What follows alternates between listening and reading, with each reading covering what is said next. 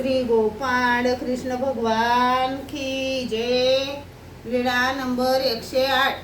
शुचीभूत होऊन भट्टोबासांचे दंडवत। एके दिवशी भट्टोबास माती काम करत होते। ते माती काम करणे संपले। दोन्ही पूर्वाभिमुख गुंफा चांगल्या तयार झाल्या। मग भट्टोबासांनी गंगेवर आंघोळ केली। मग शुचीभूत झाले।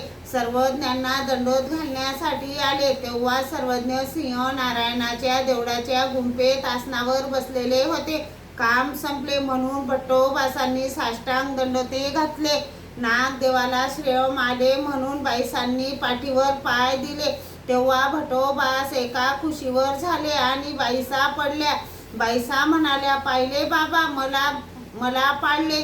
सर्वज्ञ म्हणाले, बाई हा आंघोळ करून शुचीभूत होऊन आम्हाला दंडवत घालायला आला आणि तुम्ही यांच्या पाठीवर पाय का दिले? मग भट्टोबास उठले, श्रीचरणा लागले, सर्वज्ञांजवळ बसले। सर्वज्ञ म्हणाले, काय हो म्हटल्याप्रमाणे झाले?